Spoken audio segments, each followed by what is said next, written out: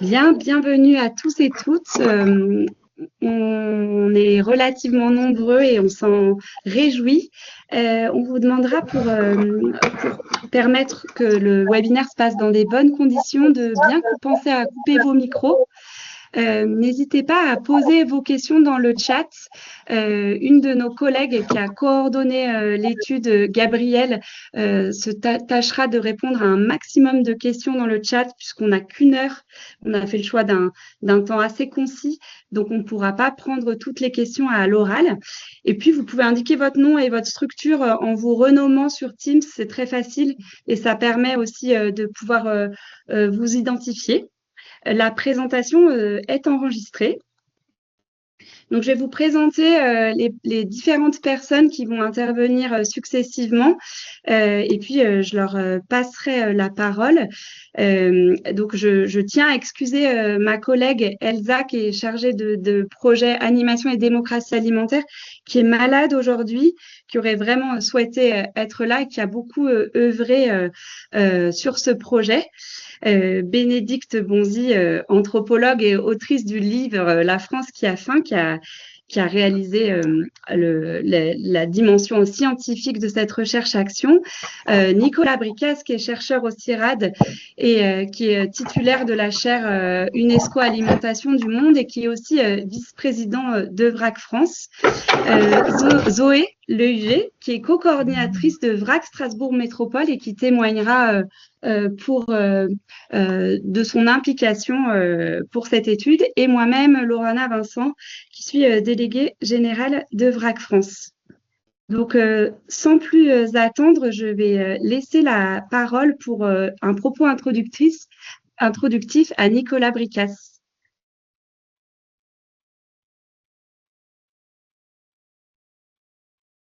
Nicolas, tu n'as pas mis ton micro. Excusez-moi, bonjour à toutes et à tous. Merci Laurana.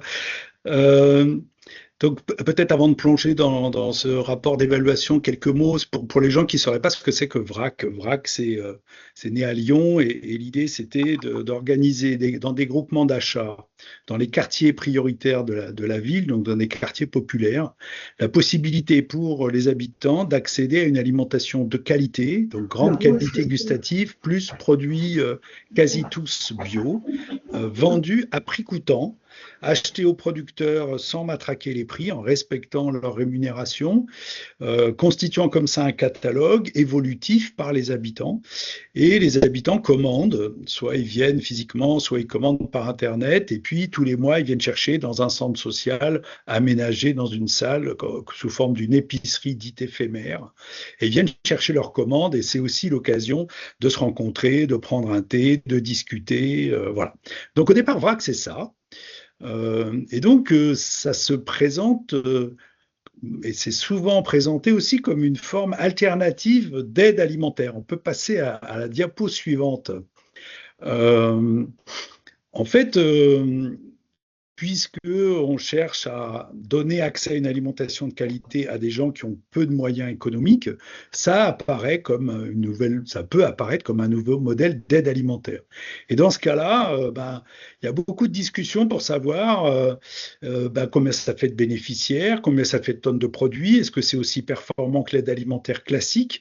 Et il y a eu une volonté de Boris Tavernier qui avait créé VRAC il y a maintenant plus de 10 ans, de Lorana et puis d'un certain nombre de collègues de dire, en fait, c'est difficile de faire comprendre à tous les gens qui s'intéressent à ces questions de solidarité alimentaire que VRAC, c'est bien plus que simplement fournir autrement des produits de qualité à une population en difficulté ou à faible pouvoir d'achat.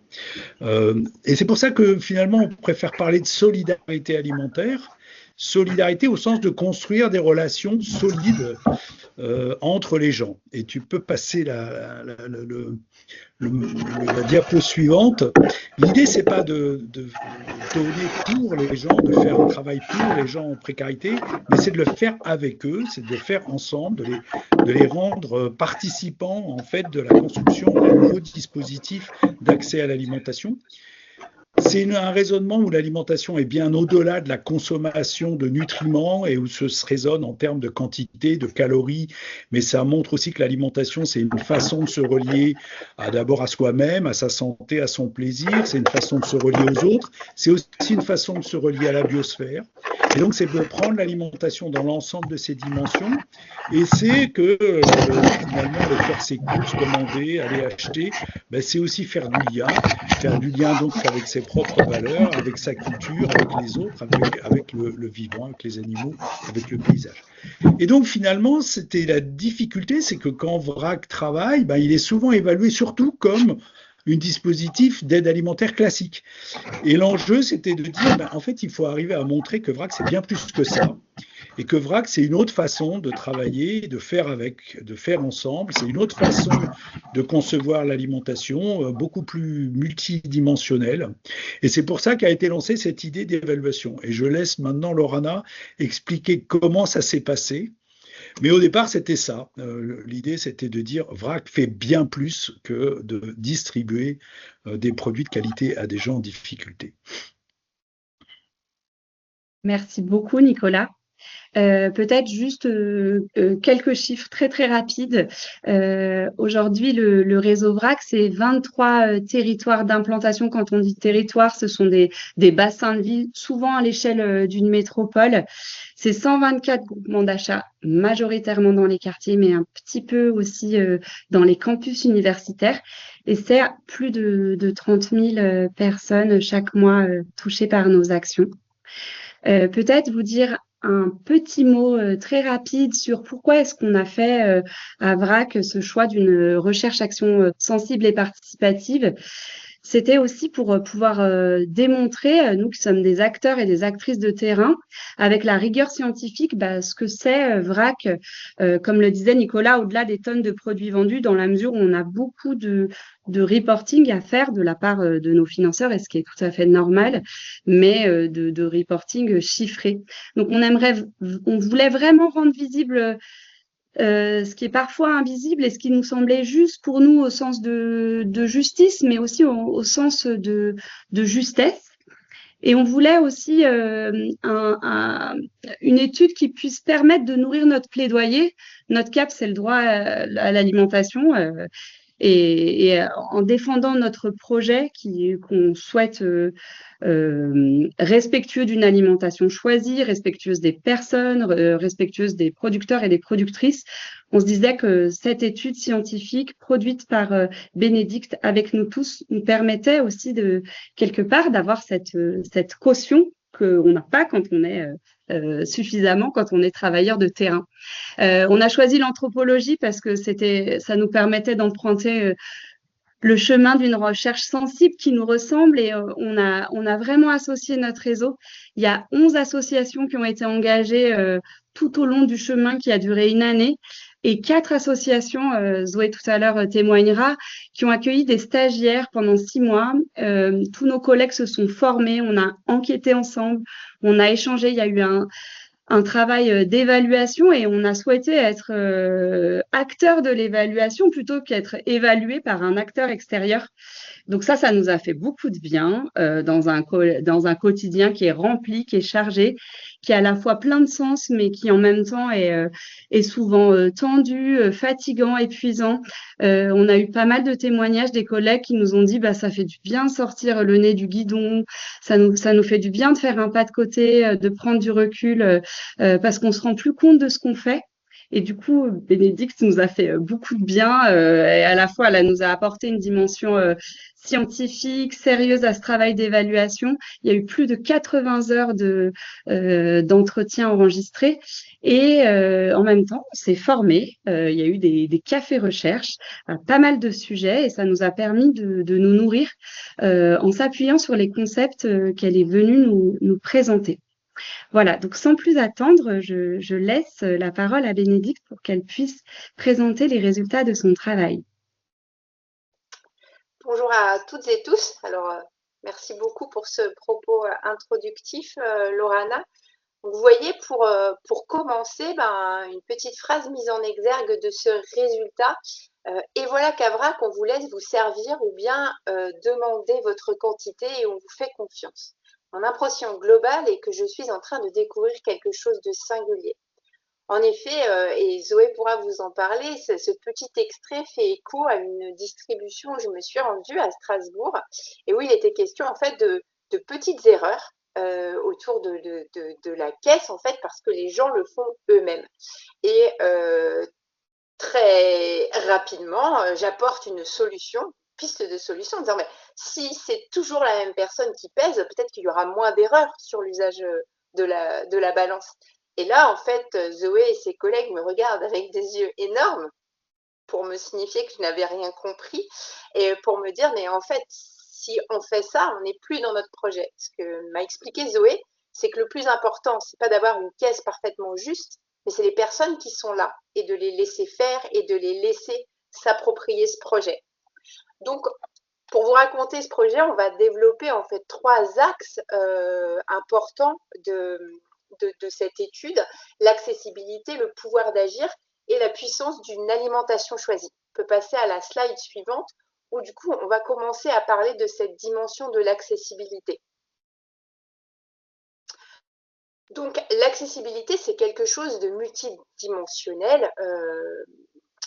Et du coup, une autre citation, les magasins bio, je rentrais, mais je ne pouvais pas acheter. Et pourtant, on est au courant que c'est moins de pesticides, que c'est de qualité. Sur cette citation, en fait, il y a plein de pistes qui sont ouvertes. Pour parler d'accessibilité, et comme on en parle beaucoup, on s'est d'abord appuyé sur le travail qui avait été fait par les CIVAM dans leur guide accessible, et donc des 4 dimensions qui y sont proposées. La qualité, avec des produits sains et durables, quelque chose qu'on va retrouver dans le catalogue de VRAC. Le lien à l'agriculture, avec des relations privilégiées avec les producteurs et les productrices, également quelque chose qu'on va retrouver à VRAC. La participation, avec le fait de pouvoir construire ensemble et faire ensemble un projet collectif et émancipateur. Donc ça, on le trouve également dans le VRAC. Et enfin, l'autonomie, avec le choix de ses interdépendances. Et pourtant, quand j'énumère ces dimensions, eh bien, on s'est vite rendu compte avec les 4 stagiaires qui participaient à l'étude, avec Lorana et Elsa qui l'encadraient, qu'on laissait beaucoup de choses dans l'invisibilité.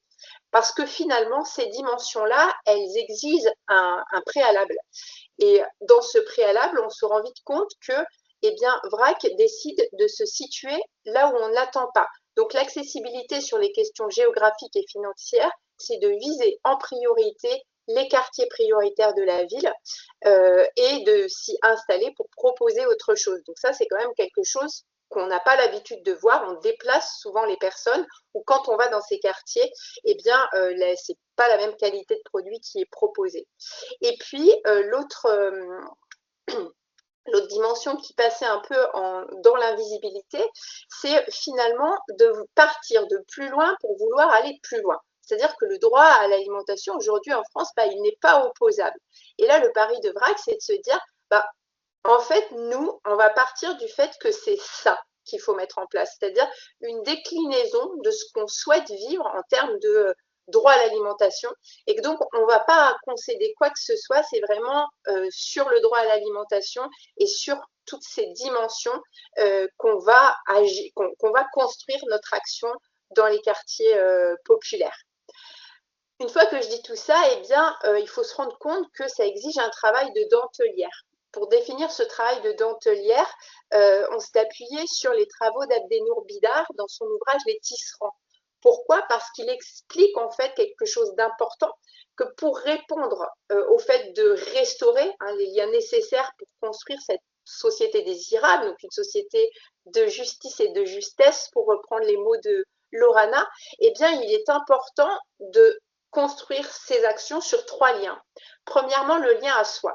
Et ça, c'est important parce qu'on va se rendre compte qu'à VRAC, on accorde beaucoup d'importance au fait que les personnes qui travaillent, qui accompagnent, les bénévoles, les adhérents, tout le monde, puissent se sentir bien en tant qu'individu. Et puis ensuite, il y a une dimension dans le lien aux autres. Donc, à la condition de se sentir bien, on arrive à tisser des liens de qualité avec les autres. si on n'est pas bien, peut-être que ces liens de qualité, en fait, eh ben, ils vont traduire des biais. On va rejouer des choses qui n'ont pas forcément à se rejouer à cet endroit-là. Et ça, c'est quelque chose qui est pris en compte au niveau des équipes de VRAC. Et enfin, dernier lien, c'est le lien à la nature. Donc, de vraiment se rendre compte que pour assurer ces différents liens, pour retisser quelque chose, pour réparer quelque chose, eh bien, il faut être dans cette dimension. Et grâce au lien avec les producteurs, aux produits, on se relie aussi à quelque chose de beaucoup plus lié à la subsistance et à la nature. Donc, ce travail de dentelière, il va nécessiter une posture humaine. Dans cette posture humaine, il faut voir qu'on a découvert des équipes qui acceptent d'être touchées. C'est important de le signifier parce que dans le travail social et parfois même aujourd'hui dans des structures d'aide alimentaire où on est vraiment pris dans un rythme effréné, on peut revenir en arrière encore, je vous dirai pour les slides. Eh bien, on a besoin de pouvoir être touché pour que ces liens se tissent. Et du coup, très vite, avec les stagiaires, on a repéré qu'à VRAC, il y avait quand même une dimension très importante qu'on ne trouve pas partout, c'est de l'amour. On va rire, on va pleurer, on va ressentir de la joie, on va ressentir de la colère. Et en ce sens-là, on s'est senti à différents moments dans ces épiceries éphémères, dans des espaces d'oasis, c'est-à-dire un petit peu une bulle dans laquelle il pouvait se passer des choses différentes. Et quand je dis ça, en fait, ce qu'on constate et dont on a pu échanger avec avec beaucoup les salariés, Lorana et Elsa, c'était de constater que dans le travail de VRAC, dans sa considération de l'autre, dans sa manière d'organiser ses épiceries, on va laisser une part importante au vide. Et pourquoi cette place est importante? Eh bien, elle est importante parce que c'est là où va pouvoir émerger en fait un espace de démocratie, un espace où l'autre va pouvoir s'exprimer en choisissant ses produits, en participant à travers un juste prix, autant pour les agriculteurs que pour les mangeurs. Donc, pour aller un petit peu plus loin sur cette notion d'amour que je ne vais pas vous balancer comme ça, parce que c'est quelque chose qui est venu titiller, vrai, quand vous travaillez avec des gens salariés et formés, que vous leur dites « Ah, on voit que vous vous aimez », en fait, eh ben, en France, peut-être que ça serait pareil ailleurs, je ne le sais pas, mais du coup, ce n'est pas forcément accueilli comme une compétence. Ce serait même, ça peut être intériorisé comme quelque chose, si j'aime l'autre, c'est que je suis pas un bon professionnel. Pour ceux qui ont eu une formation en travail social, c'est quelque chose qui a été fortement interrogé et qui nécessite souvent de faire un pas de côté pour pouvoir admettre qu'en effet, l'amour fait partie de l'accompagnement social. Donc l'amour a fait débat. Et comme on était là pour saisir les choses invisibles et spéciales à VRAC dans nos collectes de données, eh bien on a décidé de pouvoir creuser un peu plus et de nous rendre compte de ce que ça fait. Et donc, on s'est appuyé sur différentes littératures, et notamment sur les travaux de Bernard Barsotti, qui est philosophe, et qui soutient un propos, mais vraiment important, et qui relie en fait ce qu'on vient d'évoquer avec le droit à l'alimentation. Il soutient que l'amour précède le droit. Et c'est important parce que ça veut dire aussi quelque chose d'autre, c'est que l'accompagnement de personnes déshumanisées, quand on ne peut pas avoir de lien, eh bien, ça ne va pas nous permettre, en fait, de faire advenir ce droit et ce besoin de justice et de justesse. Si ce sont des machines qui nous enregistrent, qui répondent à nos questions et qui nous distribuent de la nourriture, eh bien, en fait, on ne peut pas éprouver et ressentir ces liens. Et donc, on ne va pas pouvoir restaurer, réparer et reconquérir des droits qui nous sont confisqués. Et en ça, ça devient très clair que seuls les liens, et notamment des liens entre humains, parfois animaux et à la nature aussi, mais génèrent de l'amour. Pour citer Barsotti, je vais vous donner cette définition qu'il a. L'amour est de toutes les valeurs, celle qui est la plus universellement reconnue par les êtres humains, probablement aussi parce qu'elle est avant toute analyse empiriquement la plus partagée. Et là, c'est aussi quelque chose d'essentiel parce que l'expérience de la justice, hélas, beaucoup de personnes qu'on va rencontrer dans le réseau VRAC et qui viennent aux épiceries ne peuvent pas témoigner d'une expérience de la justice. Et pourtant, sur l'expérience de l'amour, globalement, on peut en témoigner et on a un vécu commun sur lequel, eh bien, on va pouvoir se relier. Je poursuis ce qu'il nous dit. On pourrait dire que si le mot amour ne figure pas dans la Déclaration universelle des droits de l'homme, ce n'est pas par manque d'importance, mais parce que l'amour est antérieur à tout droit, à toute parole, à tout discours. Il est le socle humain de toute éthique et de tout droit. Donc on voit que le droit à l'alimentation, c'est pour VRAC deux choses qui sont non négociables dans les pratiques du quotidien.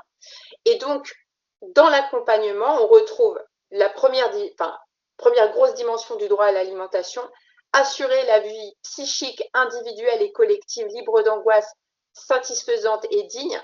Et comment on le fait? En entendant l'autre, en l'écoutant, en le reconnaissant et en se laissant toucher par lui. Haute dimension, garantir une nourriture qualitative, adéquate et suffisante en alertant sur les besoins repérés. VRAC ne prétend pas pouvoir faire le travail et nourrir tout le monde, mais en tout cas, les personnes qui sont accueillies, eh bien, c'est pour le meilleur, c'est sans concession. Et à travers cette façon de faire, eh bien, VRAC travaille à sortir d'une politique de l'aide pour une politique du droit. Et en ce sens-là, eh bien, on va développer le pouvoir d'agir pour embarquer l'autre dans la conquête de ses droits. On peut avancer au niveau des slides.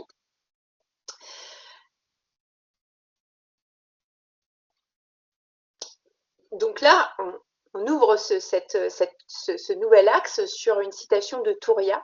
Je me sens utile, ça me fait plaisir. On doit tous donner un peu de notre temps pour que l'assaut tienne. C'est un bien commun. Donc, il faut vraiment avoir en tête qu'aujourd'hui, la participation, elle est à la mode. Et comme toute mode, finalement, on a une large palette. On va de la fast fashion à la haute couture. VRAC, avec sa détermination de ne pas faire de concessions dans ce qui est proposé aux personnes, se situe à ce titre plutôt dans la haute couture.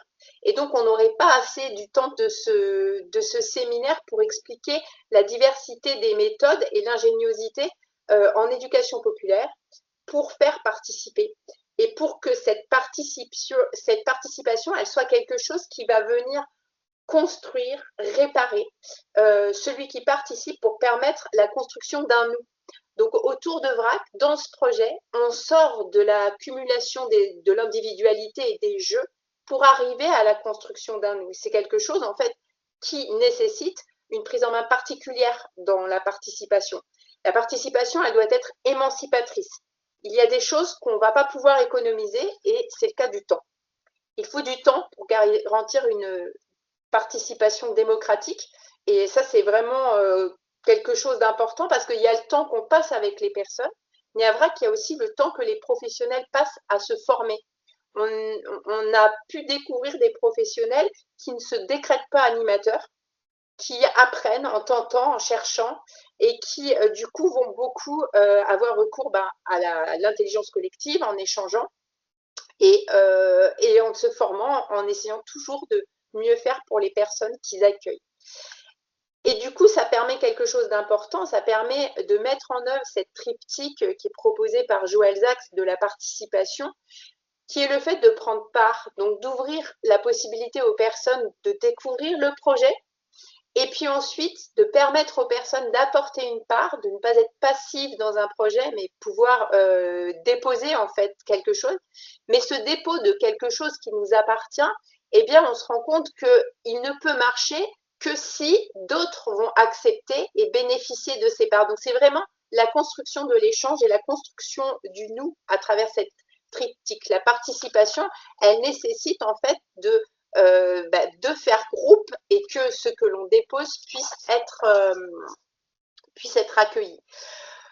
Pourquoi tout cela est important? C'est important parce que sinon, qu'est-ce qu'il se passe? On reproduit des violences symboliques. On est dans une société qui a intériorisé des dominations et il faut du temps pour qu'une personne qui a été longtemps considérée comme sans, comme en manque de quelque chose, comprenne qu'elle peut tout changer, qu'elle a cette puissance en fait. La restauration du pouvoir d'agir passe par le fait de réparer les personnes pour qu'elles puissent comprendre qu'elles ont un rôle important à jouer dans la société. Et à ce titre, on a on a ces piliers, en fait, je me perds dans les slides et je ne sais plus si je suis sur la bonne ou si c'était celle d'après. Est-ce que c'est après qu'on a la citation d'Aminata? Non, donc c'est avant, on y reviendra. Voilà, c'était là. Aminata, juste après, voilà. Aminata, finalement, elle va, c'est un propos qui a été récolté par Juliette, qui était stagiaire à Paris, que je vous lis parce que c'est important ce qu'elle dit. Ce qui m'a apporté le plus dans le collectif, c'est de pouvoir dire ce que je pensais du système. Comment voulez-vous m'aider en m'imposant d'aller chercher des colis alimentaires alors qu'il n'y a pas de suivi, alors que je sais que c'est de la défiscalisation? Tu veux m'aider alors que tu me donnes un truc sur lequel j'ai pas mon mot à dire? L'acte est là, mais ça ne m'a pas rendu service. Donc vous voyez, grâce à cette participation au vrac, eh ben, Aminata, elle trouve les mots et les mots justes en fait pour traduire qu'est-ce que c'est les conditions d'une participation pour restaurer le pouvoir d'agir. Elle rend compte en fait de ce que produit le don, qui peut être une impasse parce que le don, il ne peut pas la justice et ça va donc être un obstacle au pouvoir d'agir si on ne peut pas redonner et si ce qu'on a à donner ne peut pas être accueilli. Donc pour transformer tout ça, en partant quand même d'une réponse à un besoin d'alimentation sans reproduire des impasses du système de l'aide alimentaire, VRAC va se baser sur 2 piliers. L'art de la convivialité qui est utilisé comme un art de la résistance. Donc quand je parle de la convivialité, c'est vraiment dans la définition qui est donnée par Illich, c'est-à-dire de valoriser et de rendre compte qu'il y a une multitude de petites tâches auxquelles les personnes peuvent prendre part pour se rendre compte qu'elles ont un rôle à jouer et que du coup, on reprend possession des outils et on ne les confie pas aux machines. Et l'autre pilier, c'est l'innovation. Une innovation qui consiste, et je l'ai déjà dit, mais vraiment, il faut comprendre à quel point c'est innovant dans la société dans laquelle nous sommes. C'est cette idée d'aller plus loin en partant de plus loin. C'est vraiment un contre-courant, de se dire, voilà, on va à VRAC, aller dans ces endroits où on n'est pas nécessairement attendu et on va démontrer qu'on peut aller beaucoup plus loin avec et grâce à ces personnes-là, dans ce contre-courant. Et du coup, on peut en passer à la slide suivante.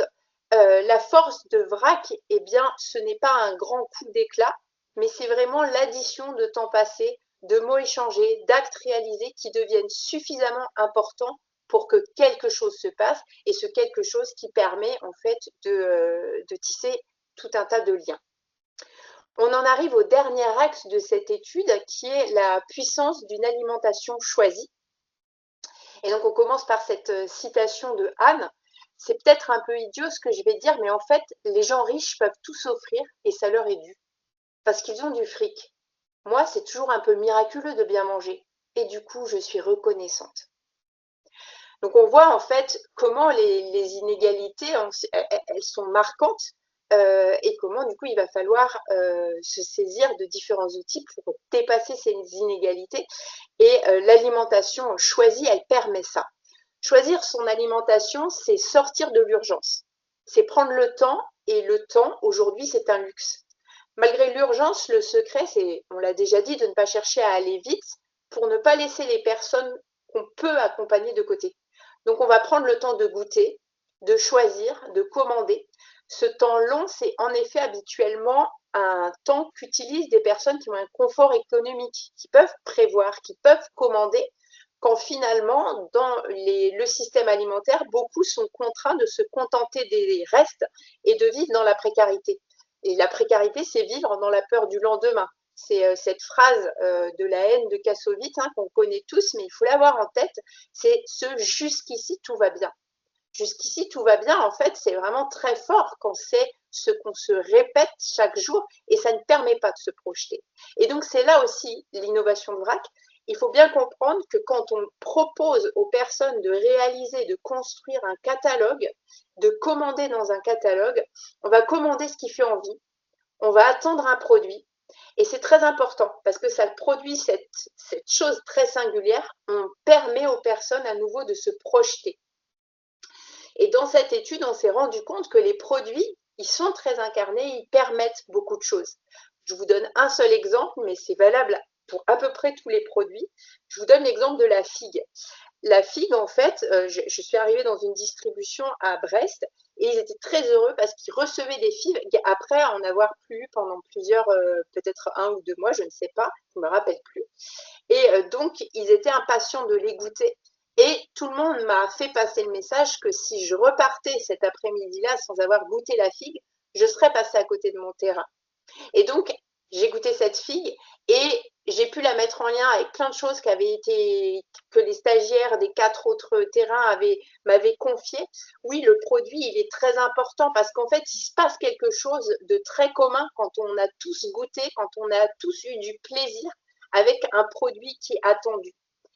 Donc, ce produit, il va avoir une force de créer le nous parce qu'on le mange tous ensemble. Manger la même chose, ce n'est pas toujours le cas, notamment dans le cadre de l'aide alimentaire classique. Et donc, on voit à quel point il y a cette incarnation autour d'un produit. Et une incarnation qu'on va également trouver niveau producteur.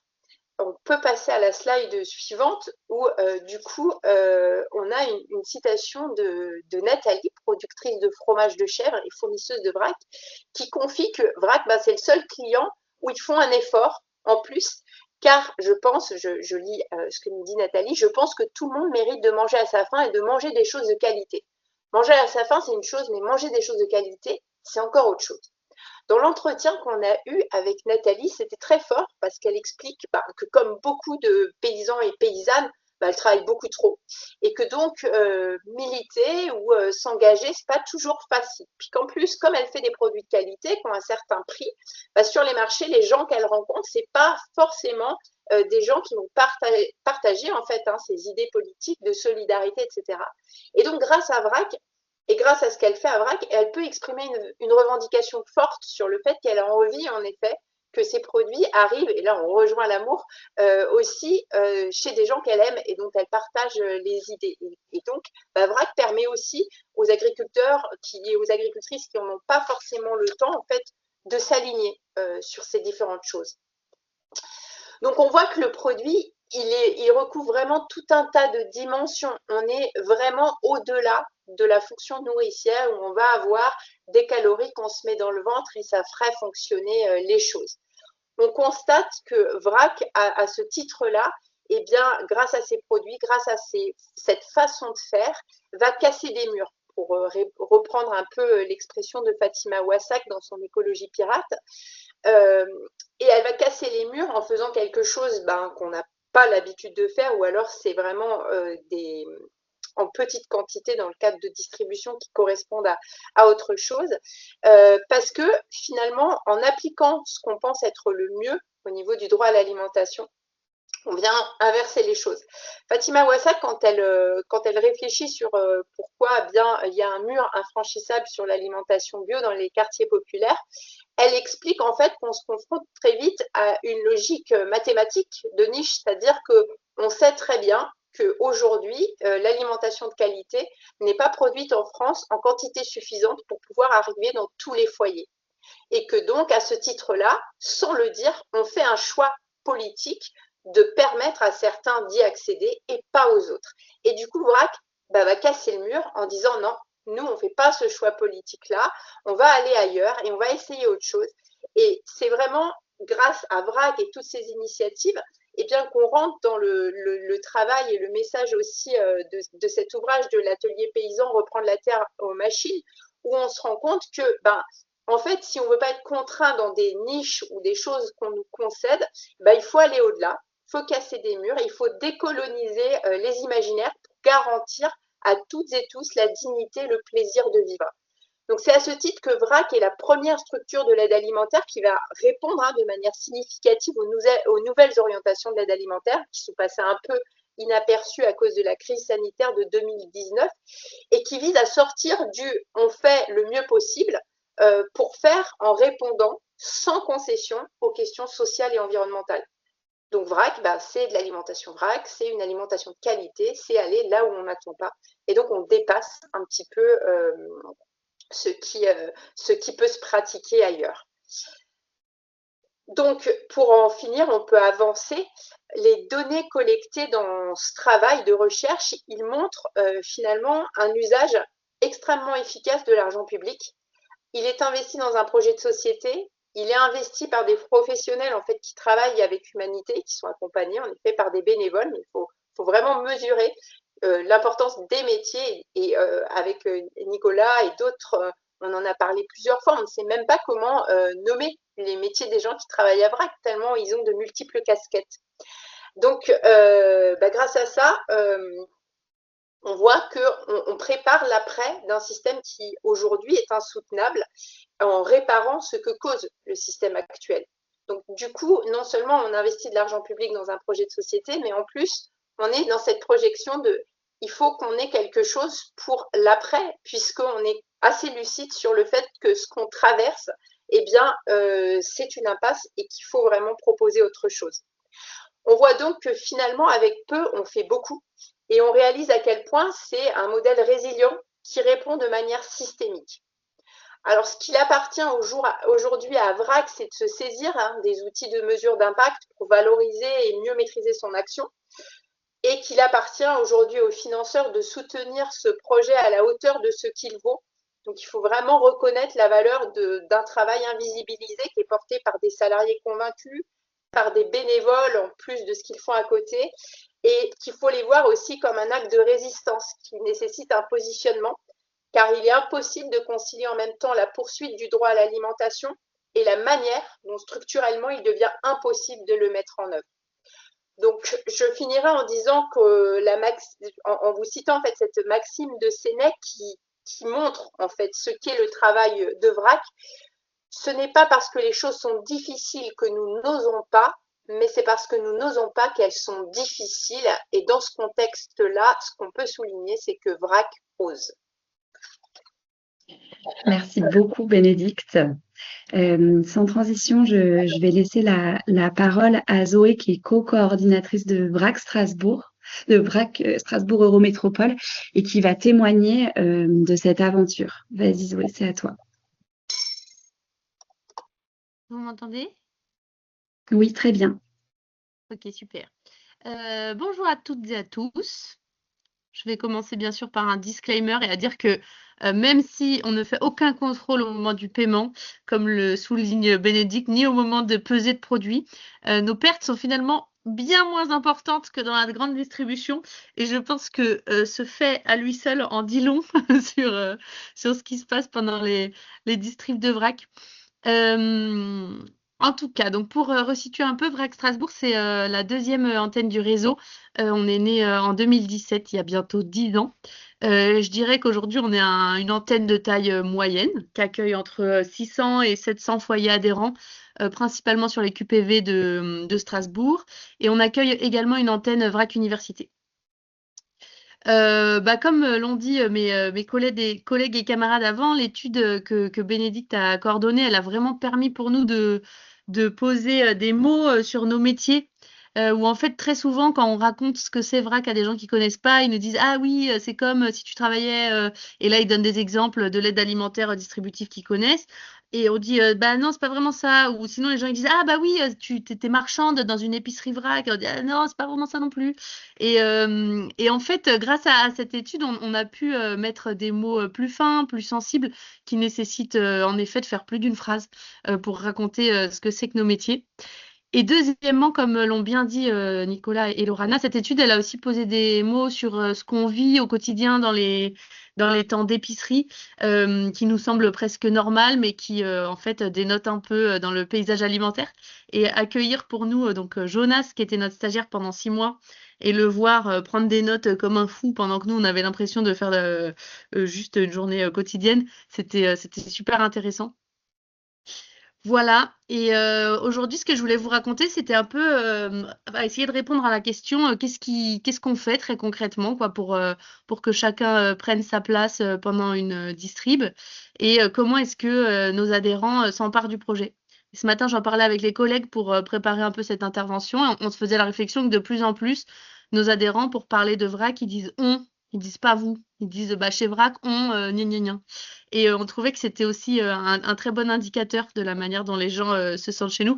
Et une deuxième petite anecdote, et après je rentre dans du plus factuel, c'est que récemment, on a annoncé à nos adhérents un changement de tarification. Et on a un de nos groupements d'achat dans un quartier qui s'appelle la Montagne Verte à Strasbourg, où on a un groupe de femmes qui nous a dit, quand on leur a annoncé donc ce changement, elles nous ont dit non. Elles nous ont dit non, non, en fait, nous, on va faire autrement. On va faire un groupe de travail, mais ça nous convient pas. Et on était un peu étonnés et en même temps, on a trouvé ça tellement un signal fort en termes d'appropriation du projet, que les gens se sentent légitimes et que les gens, y compris en situation de précarité, se sentent légitimes de dire bah, en fait, on décide. C'est pas toujours dans le même sens. On a trouvé que c'était chouette. Et donc, qu'est-ce qu'on fait pour permettre ça? Moi, je dirais qu'en premier, chez VRAC, il n'y a pas de différenciation en fait entre d'un côté des gens qu'on appellerait des bénévoles et de l'autre des gens qu'on pourrait appeler par exemple des bénéficiaires. En fait, chez nous, tout le monde est appelé à un moment ou un autre à faire du bénévolat, en fait, tout simplement à préparer les commandes, à venir installer la distribution, donc aussi à placer les produits là où il et elle le souhaitent dans une pièce. Et puis ensuite, comme le disait Bénédicte, les gens vont préparer leurs commandes seuls, peser leurs produits et puis venir régler. Il n'y a aucun contrôle. Donc on voit dans un premier temps les adhérents qui veulent nous montrer leur sac. Bon, déjà, premièrement, je serais bien incapable à l'œil nu de savoir s'ils ont bien pris 400 grammes de chocolat. Et, et c'est aussi un choix voilà, qu'on a fait de dire bah, on se met tous et toutes en co-responsabilité. VRAC, c'est notre projet à tous. Et donc, et ben, en fait, si vous prenez un petit peu plus, bah, la personne qui va venir à la fin de la distrib, bah, elle aura un petit peu moins. Et en fait, très vite, on se rend compte, ce que je disais, que les gens jouent le jeu parce que tout simplement, ils sont acteurs d'un produit. On a aussi, nous, fait le choix de temps d'épicerie qui accueille finalement peu de gens, c'est-à-dire qu'on va avoir pas mal de groupements d'achat chez VRAC Strasbourg, on en a une dizaine, mais avec maximum une cinquantaine de commandes dans le mois dans chacun, ce qui va nous permettre un accompagnement hyper flexible, de la discussion. Enfin, je suis encore hyper souvent émerveillée de à quel point mes collègues connaissent hyper bien les gens, l'âge de leurs gamins. Ah bah tiens, ce mois-ci, tu prends pas ce produit alors que d'habitude tu le prends. Ce qui est quand même un fort niveau de connaissance vu le nombre de personnes qu'on accueille. Que vous dire d'autre? À VRAC, à Strasbourg, on a aussi fait ce choix qui a des avantages et des inconvénients, que nos adhérents viennent, nous accompagnent sur la tournée des producteurs, une fois par mois. Donc on va aller chercher les œufs, chercher le miel, chercher le café, même jusqu'à un certain temps. Et ensuite, les personnes viennent également nous aider à préparer les commandes dans l'entrepôt. Donc, ça nécessite de jongler aussi avec des règles qui, c'est normal, mais sont assez strictes et cadrantes, les règles de sécurité, d'hygiène notamment. Et c'est pas forcément toujours facile quand on accueille plein de bénévoles, dont des gens qui viennent pour la première fois, de faire respecter tous ces cadres-là. Mais c'est un choix qu'on a fait qui ne nous fait pas forcément gagner du temps, ni même de l'argent, je pense, mais qui permet aussi d'être acteur et actrice vraiment d'un bout à l'autre de la chaîne. Et je suis convaincue qu'on n'a pas le même rapport au produit quand on a porté des sacs de 20 kilos de farine pour qu'ils arrivent jusqu'au centre socio-culturel qui nous accueille. Voilà, des petits exemples, mais qui montrent un petit peu ce qui se passe pendant un temps de distribution, un temps d'épicerie, comme on les appelle chez VRAC. C'est vraiment bah, les gens qui sont externes au réseau et qui ont un VRAC près de chez eux, n'hésitez pas un jour à passer la porte d'un centre socioculturel. Je pense que vous serez surpris. Et c'est des ambiances qui sont chouettes. Nos métiers, comme le dit Bénédicte, et bien souvent dans le champ associatif, on s'en rappelle ces derniers temps, ils sont pas faciles. Et pour le dire très clairement, parfois on galère, mais nous, d'avoir une fois par mois ces semaines où on va voir les gens, rigoler, vivre vraiment ces temps-là, nous font dire vraiment que ça vaut le coup. Et je trouve que l'étude le donne bien à voir. Voilà, j'espère que j'ai pas parlé trop longtemps. Merci beaucoup, Zoé. C'était très intéressant. Merci beaucoup. Alors, je vais essayer de faire vite. Il nous reste 5 minutes et après, on laissera vraiment une petite dizaine de minutes à des questions. N'hésitez pas à continuer à remplir le chat. Nous, de cette étude, on a souhaité, VRAC France, produire une petite contribution en se disant qu'il y a un peu à mi-chemin entre et la synthèse et un outil de plaidoyer et la facilitation graphique que vous avez pu voir au fil des diapos, en se disant, bah voilà, qu'est-ce qu'on retient de cette recherche-action? Qu'est-ce qu'on souhaite transmettre à d'autres pour qu'il y ait d'autres projets, pour faire tenir, grandir des projets de solidarité alimentaire plus justes, plus durables. Donc, nous, on est fort de plus de 10 ans d'expérience de terrain et Zoé vient d'illustrer aussi ce qui se passait à Strasbourg. On a des contextes assez variés. On a aussi observé ce qui se passait chez d'autres partenaires. Et on a essayé de rassembler une dizaine de repères. Vous pouvez les retrouver dans la contribution qui est téléchargeable en ligne. Là, on n'a pas beaucoup de temps. On a fait le choix de mettre un peu en lumière 5 repères. Le premier, c'est des idées simples qui sont vraiment issues du terrain, avec toujours, je le rappelle, mais le droit à l'alimentation comme boussole. Et Bénédicte l'a aussi bien incarné dans son propos quand elle a décliné ce qu'elle a vu chez nous. Évidemment, faire le pari du collectif pour reprendre le pouvoir sur son alimentation. Les groupements d'achat, c'est des lieux de coopération et de pouvoir d'agir. Zoé l'a bien décrit.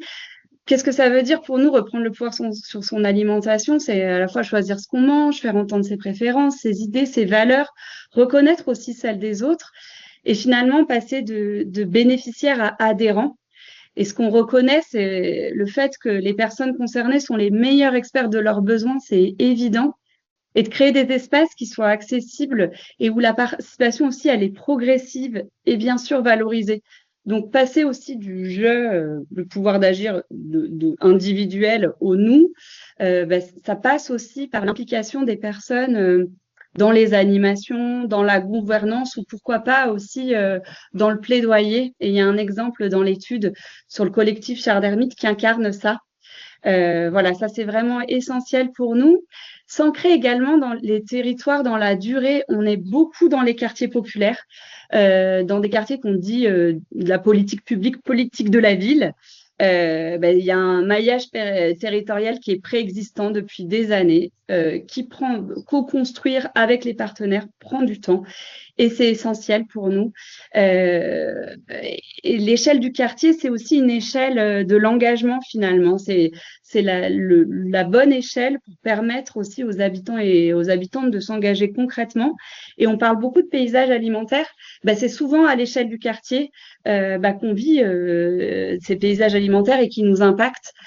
Donc, c'est important pour nous, ce qu'on défend, de dire qu'il faut soutenir les associations locales sur plusieurs années, dans la durée, et reconnaître que ce temps invisible d'ancrage pour coopérer avec d'autres fait partie du cœur du projet. Et parfois, c'est une dimension qui peut être un peu invisibilisée. Enfin, choisir des produits qui relient, qui nourrissent et qui racontent. Bénédicte, là encore, l'a dit très bien, mais pour nous, le produit, c'est pas un prétexte au lien social, pas que un prétexte en tout cas. Il existe en soi et ça a été très bien mis en valeur par l'étude. Les produits racontent des histoires de lutte agricole, de solidarité, de circuits courts. Ça crée aussi le lien entre ceux et celles qui produisent et nos adhérents, nos adhérentes. Donc, c'est vraiment le produit qui est vecteur de ce lien. Et les produits doivent être choisis avec les personnes qui consomment, ce qu'on fait à VRAC, avec des critères partagés et discutés et qui créent la démocratie. Et enfin, les prix ne sont pas à négocier avec les producteurs et les productrices chez VRAC, ce qui fait que les produits sont vendus moins cher. C'est à la fois des aides, notamment de l'État, et aussi le fait qu'on est sans intermédiaire, sans emballage. Donc peut-être nos repères là-dessus, c'est aussi soutenir de la structuration de filières de ces circuits courts à vocation sociale, parce qu'on voit que c'est vecteur aussi de fierté mutuelle. il y a une vraie fierté des adhérents et des adhérentes des quartiers de pouvoir acheter au juste prix des produits aux producteurs.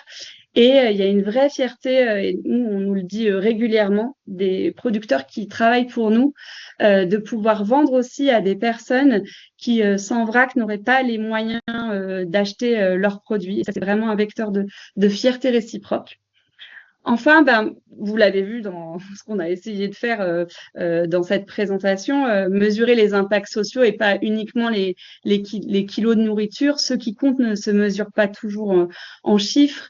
Et l'impact social d'un projet qui se joue dans les liens créés, dans les parcours de vie transformés, le sentiment aussi de retrouver sa dignité.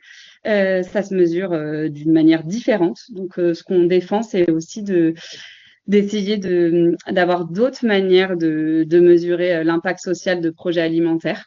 Voilà, avec une évaluation qualitative avec les personnes concernées. Ça, c'est vraiment important et ça, c'est aussi quelque chose qui nous inspire.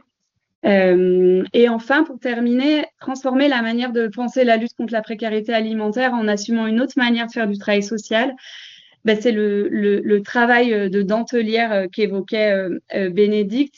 Chez nous, à Vrac, les émotions, les tensions, les doutes font partie intégrante du travail. Donc, ça veut dire qu'on essaye de créer des espaces nécessaires pour pouvoir échanger, réajuster, remettre du sens dans les activités au quotidien, mais aussi accueillir les émotions, voilà, prendre en compte ce que chacun et chacune vit, surtout quand le quotidien, il n'est pas toujours rose. Bénédicte, elle nous a dit que nos collègues de terrain, les professionnels d'alimentation territoriale, c'était des moutons à 5 pattes. Et c'est vrai que à la fois, ils assurent l'accueil, l'écoute, la logistique, le lien. Et c'est, il y a une posture vraiment de confiance, d'écoute, et qui est souvent discret, mais qui mérite aussi d'être reconnu et soutenu à sa juste valeur. Donc nous, ce qu'on essaye de défendre, c'est de dire que dans les projets alimentaires territoriaux, il faut reconnaître, former et rémunérer correctement ces professionnels et surtout valoriser les compétences relationnelles, sociales au même titre que les compétences techniques. Et voilà, et enfin pour conclure, bien sûr, associer toujours les personnes concernées dans toutes les politiques publiques qui les concernent. Voilà, on en a terminé.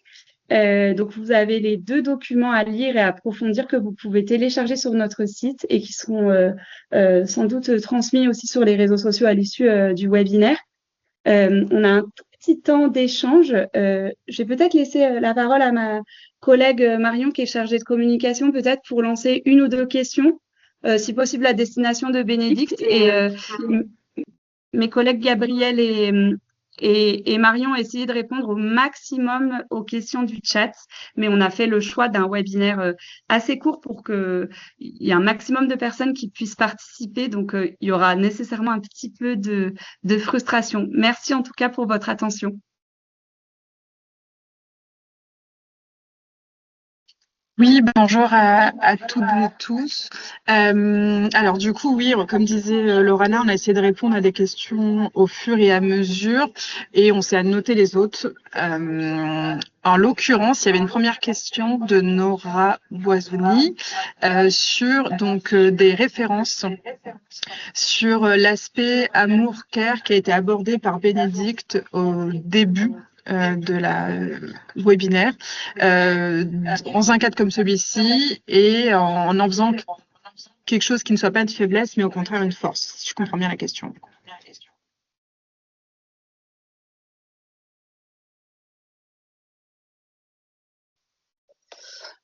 Du coup, là, on a les références que j'ai mis en valeur, en fait, et j'ai vu qu'elles passaient ensuite dans le chat, c'est un article de Bernard Barsotti.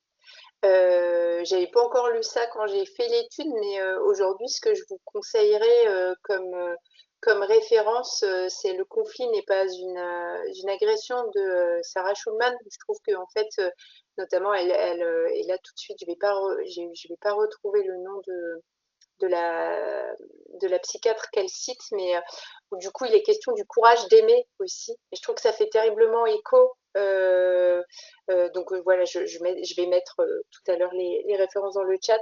Donc il y a vraiment cette dimension où parler d'amour, c'est pas en fait c'est pas du tout pour mettre des petites fleurs bleues, c'est au contraire pour venir remettre le doigt sur quelque chose qui manque quand on veut réparer et restaurer des liens qui ont été abîmés par une domination structurelle.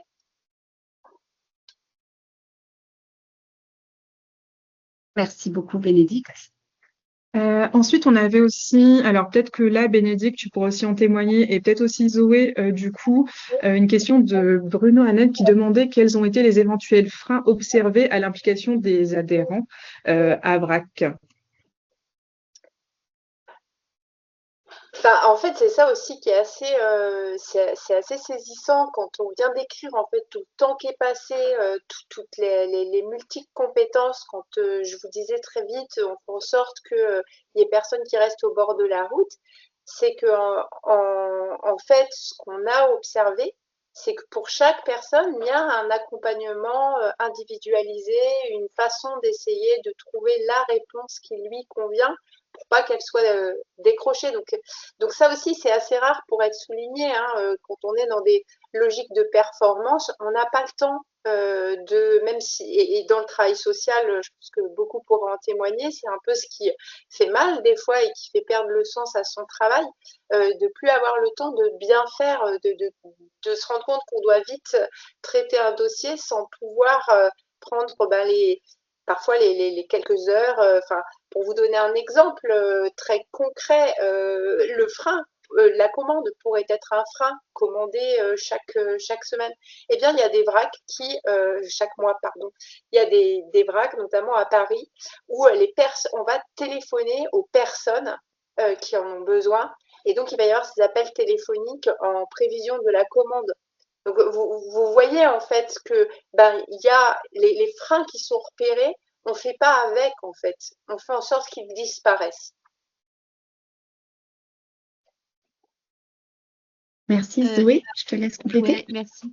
Oui, je rajouterais. Alors, je vais juste couper ton micro, Bénédicte. Oui, merci. Alors c'est vrai, bravo aux collègues de VRAC Paris qui, pour donner des chiffres très concrets, je crois, appellent 350 adhérents chaque mois pour passer commande et prendre des petites nouvelles. C'est vraiment très impressionnant avec moins de 350 salariés, bien sûr.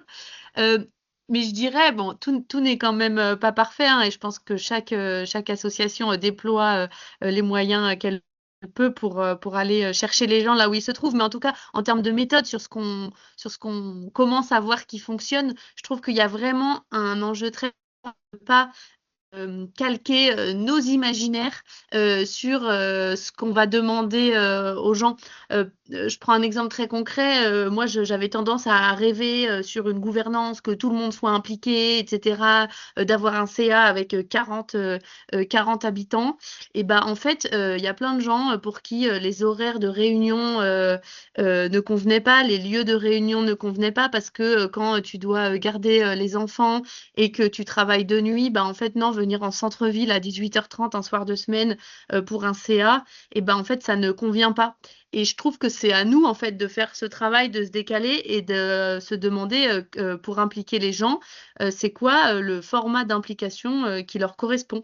Et il y a certaines personnes en vrai pour qui la gouvernance, ça va pas forcément être ce qui leur fait envie. D'autres, ça va être ce qui leur fait envie, et du coup ça va être à nous de changer les horaires et de changer de format. Mais voilà, je trouve qu'il y a vraiment un changement de posture à opérer par rapport à ce dont on peut parfois avoir l'habitude. C'est vraiment de ne pas essayer de faire rentrer les gens dans des cases qu'on a déjà imaginées, parce que sinon c'est comme ça qu'on va faire face aux freins, c'est-à-dire aux gens qui se sentent pas légitimes, qui n'ont pas les codes, qui sont parfois éloignés du monde associatif et qui vont se retrouver dans des espaces qui vont finalement reproduire la violence. Donc pour moi, il y a voilà, cet enjeu-là à proposer aussi des implications qui correspondent aux réalités. Merci beaucoup pour ta réponse, Zoé.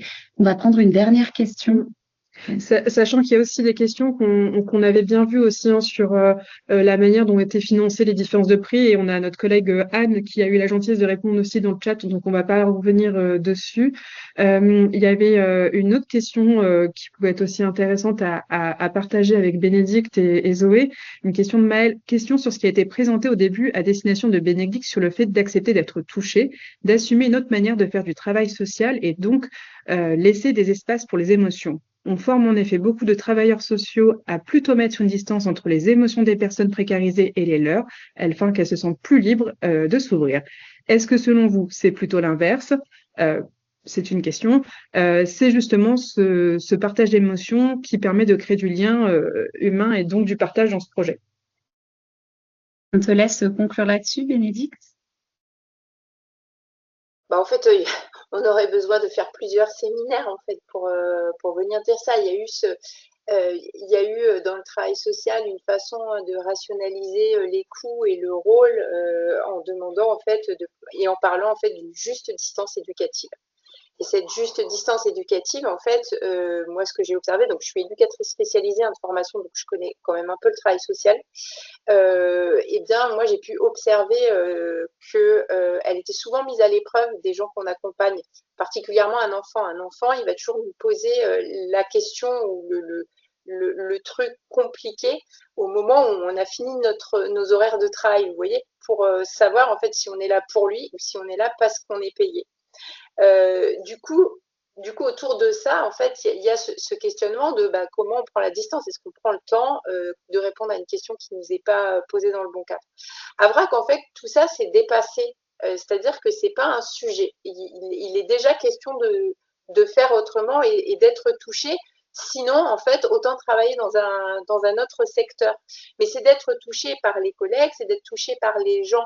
Et je dirais que c'est une application, et là aussi, je pense que les équipes, Lorana pourra en témoigner, ça demande une grosse rigueur méthodologique et technique d'apprendre à être dans le non-jugement en permanence. C'est beaucoup plus facile, en fait, de juger les gens, de leur attribuer, là où nous, on n'y arrive pas, le fait d'être responsable de ce qui dysfonctionne, voilà, ils sont pas arrivés à l'heure, ils n'ont pas fait ci, ils n'ont pas fait ça.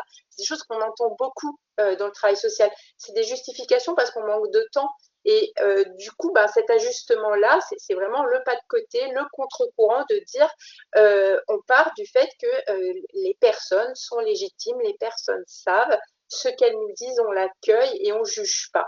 Et donc tout ça, c'est ce qui est souvent invisibilisé. Ça nécessite beaucoup d'auto-formation au sein des équipes et une intelligence collective et beaucoup de partage en fait pour transformer les choses. Ce qui est intéressant là avec cette étude, c'est qu'on voit que oui, il y a des difficultés dans les équipes de Vrac, le travail est difficile, il faut porter du poids et tout ça, mais il y a un bonheur aussi dans le travail, il y a un sens. Et ça, c'est quelque chose qui, à l'inverse, est une difficulté aujourd'hui pour les professionnels du travail social, avec du coup beaucoup de difficultés de trouver du sens dans les accompagnements. Merci beaucoup. On va devoir arrêter parce qu'il est 12h35. Zoé, tu avais une dernière... J'ai vu que tu avais levé la main. Tu avais une dernière intervention que tu souhaitais faire? Le mot de la fin. Merci. Pour compléter ça me met la pression d'un coup.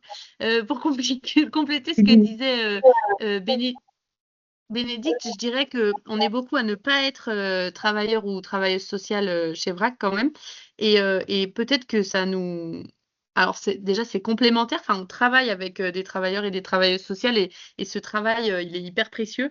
Mais je dirais aussi que par rapport à ce que je disais tout à l'heure, il y a une question de posture, c'est-à-dire que accepter de se laisser toucher, c'est aussi reconnaître que en fait, on est exactement au même niveau que les gens. Par exemple, on a tout un groupement d'achat qui est plus proche de chez nous. Et en fait, les gens, c'est aussi nos voisins et du coup, et nos voisines. Et se laisser toucher, c'est aussi ne pas être dans une posture, on n'est pas en train de leur apporter de l'aide, en fait, on est en train de participer ensemble à un projet. Nous, on y participe en tant que salariés, donc évidemment, il y a un petit quelque chose de particulier, mais on fait quand même le choix d'y participer et on est les deux pieds dedans. Et je trouve que cette posture-là permet de lisser et d'accepter de se laisser aussi toucher. Merci beaucoup, Zoé. Et on va devoir conclure pour pas déraper sur le temps. Merci à toutes et toutes pour votre attention, pour votre présence, et puis aux intervenants et aux intervenantes de ce webinaire. On vous transmettra du coup les supports téléchargeables et puis le replay pour les personnes qui n'auraient pas pu être présentes. Si vous avez des questions supplémentaires, vous pouvez contacter Elsa. J'arrive pas à... On vous transmettra ses coordonnées dans le mail récap. Merci beaucoup à tout le monde et bon appétit. À bientôt.